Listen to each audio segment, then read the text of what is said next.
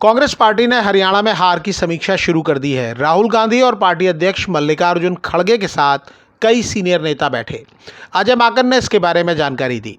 और सब लोगों ने विस्तार से हरियाणा के चुनाव की समीक्षा करी।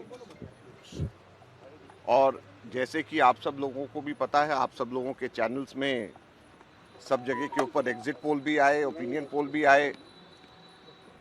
और अगर हम लोगों की बात छोड़ें तो आप लोग भी इस चीज़ को मानते होंगे कि नतीजे अप्रत्याशित थे और किसी को भी उम्मीद नहीं थी कि ये नतीजे आएंगे।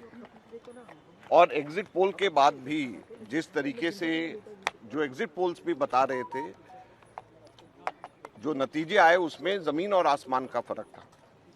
तो हम लोगों ने उसकी चर्चा करी। हरियाणा में बीजेपी ने 48 और कांग्रेस ने 37 सीटें जीती हैं।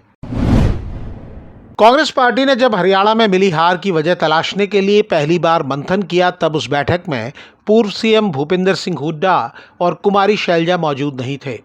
हरियाणा में कांग्रेस की हार के लिए इन दोनों नेताओं के बीच मनमुटाव को भी जिम्मेदार बताया जा रहा है। पार्टी अध्यक्ष मल्लिकार्जुन खड़गे के घर हुई बैठक में रणदीप सिंह सुरजेवाला भी नहीं थे। वो सीएम पद के तीसरे दावेदार बताए जा रहे थे। हालांकि अजय माकन ने बताया कि जिन नेताओं को मीटिंग में बुलाया गया था वो सभी मौजूद थे, लेकिन कुछ मीडिया रिपोर्टों में दावा किया गया है कि हुड्डा को बुलाया गया था लेकिन वो आए नहीं।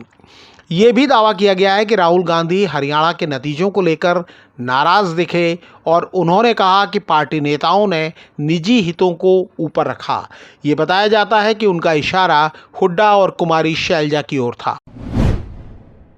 प्रधानमंत्री नरेंद्र मोदी ने भारत आसियान शिखर सम्मेलन में इस साझेदारी की अहमियत का जिक्र किया। हम शांति प्रिय देश हैं, एक दूसरे की राष्ट्रीय अखंडता और संप्रभुता का सम्मान करते हैं और अपने युवाओं के उज्जवल भविष्य के प्रति हम कमिटेड हैं। मेरा मानना है कि 21वीं सदी एशियन सेंचुरी भारत और आसियान देशों की सेंचुरी है। आज जब विश्व के कई हिस्सों में संघर्ष और तनाव की स्थिति है, तब भारत और आसियान की मित्रता, समन्वय, संवाद और सहयोग बहुत ही महत्वपूर्ण है। सम्मेलन में हिस्सा लेने लाओस पहुंचे पीएम मोदी ने एक दशक की उपलब्धियों का जिक्र भी किया। भारत आसियान शिखर सम्मेलन में हिस्सा लेने पहुंचे प्रधानमंत्री नरेंद्र मोदी ने लाओ रामायण की एक झलक भी देखी।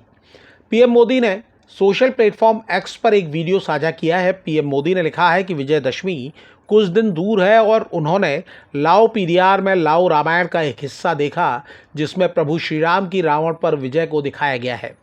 पीएम ने लिखा कि यह देखना बहुत सुखद है कि यहाँ के लोग रामायण के संपर्क में हैं। प्रभु श्री राम हमेशा हम पर आशीर्वाद बनाए रखें। लाओ रामायण को फलक फालम या फ्रलक फ्रराम कहा जाता है।